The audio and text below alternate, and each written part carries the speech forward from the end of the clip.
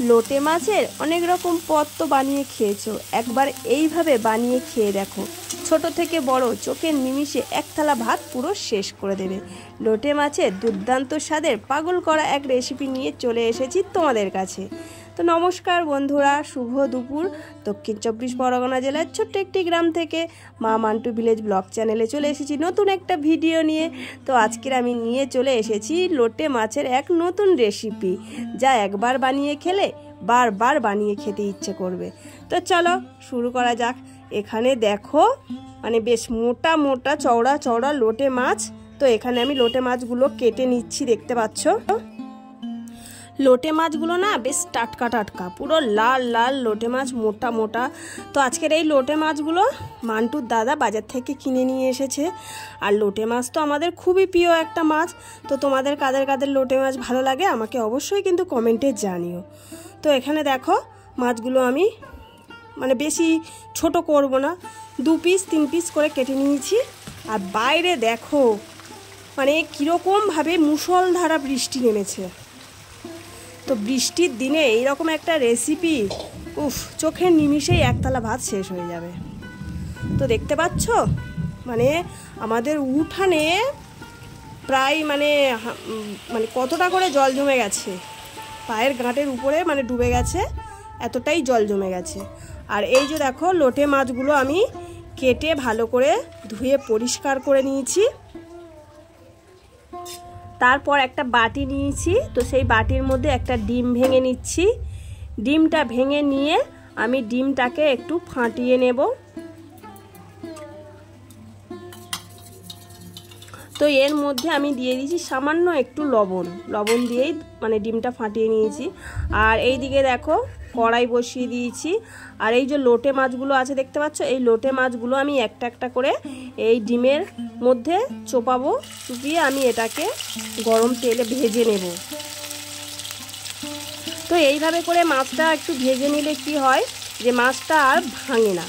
আর কড়াইয়ের তেলটা না মানে ভালোই গরম হতে হবে, কারণ বেশি গরম না হলে লোটে মাছটা দিলে মানে নিচে ধরে যেতে পারে। তো তার জন্য তেলটা একটু বেশি করেই গরম করে নিতে হবে।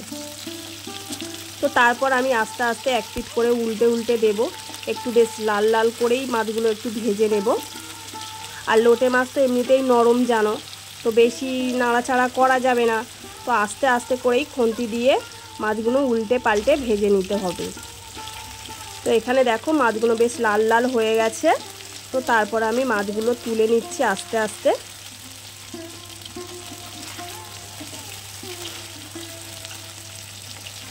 তো এইভাবে করে আমি সমস্ত মাছগুলো ভেজে নেব। আর বেশি তেলও দেয়া যাবে না, অল্প তেলেই ভাজতে হবে, কারণ বেশি তেল দিলে এই যে ডিম দেয়া আছে তো এটা ফাটবে। তো তার জন্য অল্প তেলেই ভেজে নিতে হবে। আর এই যে দেখো এখানে আমার সব মাছগুলো ভাজা হয়ে গেছে। তো ওই কড়াইতে আমি সরু সরু করে বেগুন কেটে রেখেছি, সেই বেগুনগুলো আমি ভেজে নেব। বেগুনগুলো একটু বেশ লাল লাল করেই ভেজে নেব।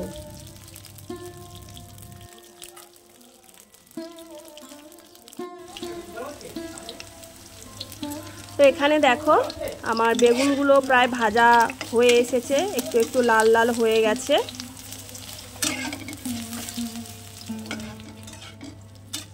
তো এইভাবে করে আমি বেগুনটা ভেজে নিয়েছি। তো এবার বেগুনটাও আমি তুলে নেব। তারপর আমি ওই কড়াইতে দিয়ে দেব পেঁয়াজ কুচি। তো একটা পেঁয়াজ আমি এখানে দিয়েছি, বড় সাইজের একটা পেঁয়াজ।